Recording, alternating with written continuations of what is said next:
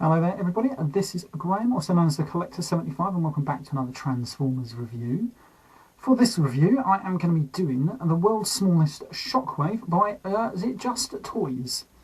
I was planning to do this one about, can't remember now, about 2-3 months ago, but at the time I just got back from Vegas, and also where the last month or two I just sort of like moved and everything. It just sort of forgot really.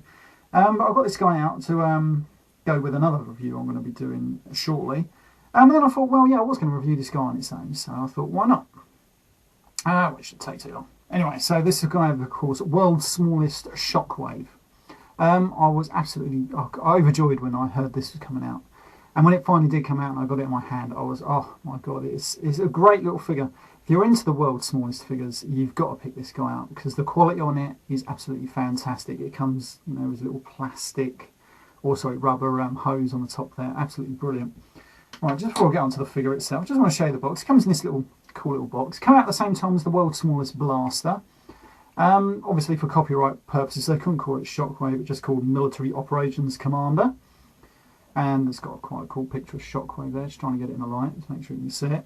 And on the back it's got the world's smallest Dinobots that they released, which are really good as well. I was thinking of reviewing those, but they're very tiny. And I don't know if I can, but I might do. If I get a request for them, I might do them. So I've got them all somewhere. Yeah, it's pretty good. One of the main selling points, as much of the fact that I was going to get this figure anyways, it comes with this. It comes with a remoulded hand that you can use in the G1 Bruticus set, or the Encore 16 set, whichever one you've got. It fits both, as far as I know. I haven't got the Encore set, but it says in the instructions that it will fit in that one. And I've got my original G1 set, which I'll show a bit later on with it in the hand and everything. So that is pretty good. When I saw it with that, I thought, well, that is just the icing on the cake. Yeah, so it comes with these little instructions, so they're all in black and white, but it's fairly detailed and everything, so it's pretty good.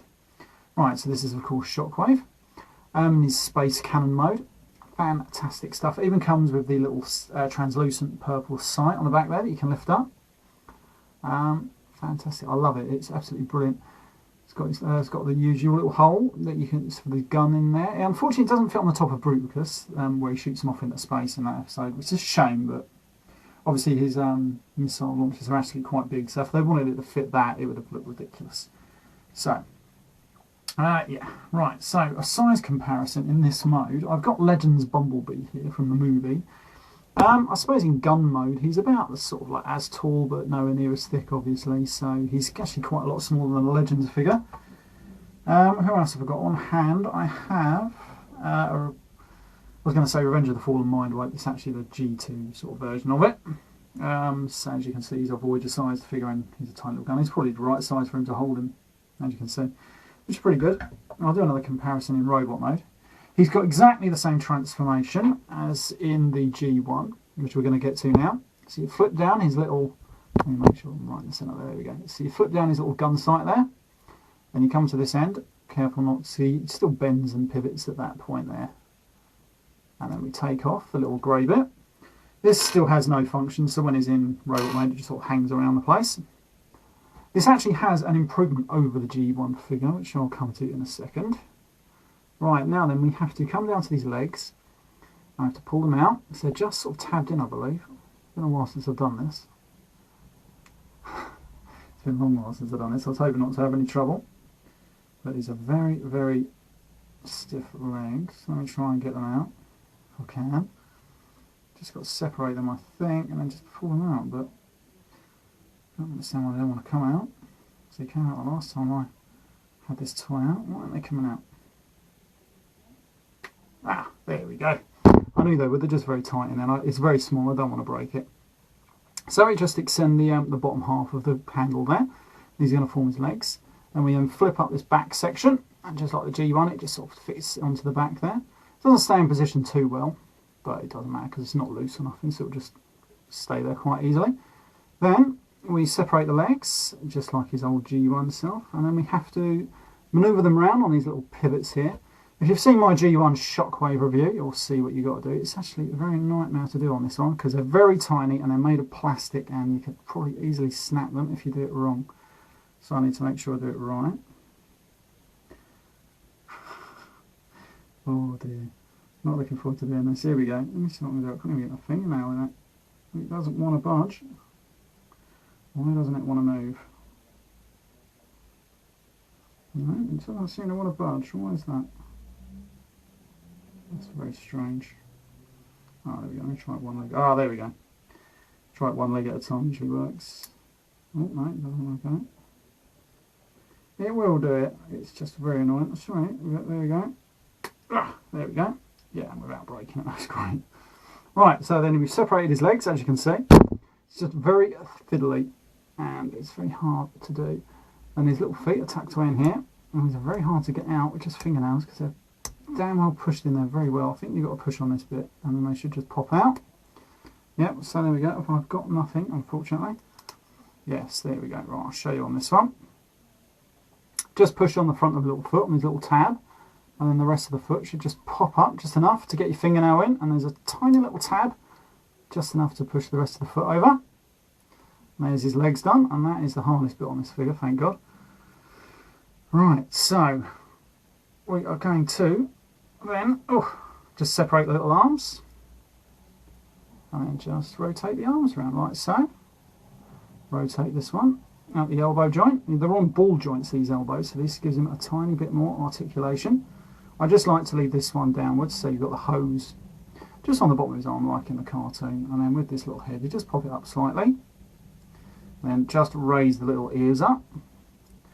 Really should have got like a little blooming, so I've just cut my fingernail, so it's hard for me to get in there and do all these little bits. So bloody fiddly on this one. I think this is why I never done it actually.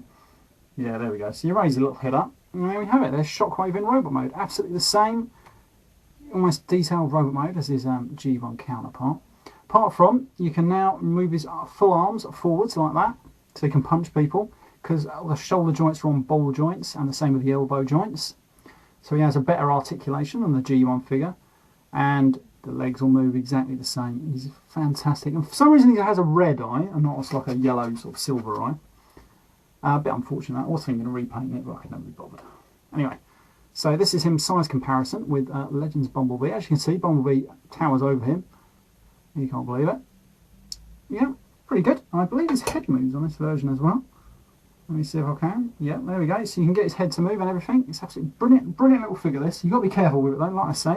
He's very, very fragile. And there he is, size comparison with Revenge of the Fallen, or what you want to call him, G2 Dreadwing. Fantastic. Right, now then, I believe I was going to show you him with G1 Bruticus. Let me just transform him quickly back into gun mode. So he needs to go over. And that comes back around. Oh, which way is it that way? Here we go. See, fold the little hands back over. Like so, if you can get them. Like that. Oh, bloody hell, this is bloody fiddly, isn't it? There we go. So then we push that back like that. Pull his little feet back. Like so. Pull them back in. So you have to make sure these are right in to get him in the little fist that comes with this set. There we go. Push the legs back together. Rotate them back down to there and then push them in. So we're satisfied. Then just push the back round. Make sure it all tabs in nicely. There we have it. And put the little grey front piece back on the gun. Like so. And there we have Shockwave back in gun mode. Really great. So yeah, so he comes with this little fist, which I find a lot easier to put in the fist before we put it in Bruticus. So we open up the little thumb like that. And this should just fit straight. Here we go. As you can see, there should be a little gap just in there. So you fit straight in there like that. Probably not going to, there we go. Then you just close up the little thumb and then you tab straight in, hold them in place. Straighten up that. There we have it. Open up the little gun sight. Then we're going to get our G1 Bruticus Nereus. I've got like the anime style thing from Repro Labels there just to give them that animation look, because obviously this is out of the cartoon in this version. Then we just simply slot him onto the back, blast off there, and there he is with what is it? Bruticus. Really cool. I actually really like it. He's always holds him at a bit of an angle, but then again, you know, I suppose they couldn't do too much of it. It looks pretty cool. I do like it. It's just one of those little additions. Doesn't really add too much to the toy, but it's just one of those little things that they added just to, you know, sort of please the fans, and it gives it that different look and added play value, I suppose. Yeah, pretty good. Definitely get them if you're into the world's smallest and or just Shockwave. I'm a big Shockwave fan, so as soon as I heard it was coming out, I really wanted it. So yeah, I don't know how much. I think I've got mine for about 16, 17 quid now. I can't remember. I've got mine from Kapow Toys. I don't know if they've still got any. I haven't got a clue. Anyway, this has been Gran, the Collector 75, and I shall see you all next time. Bye for now.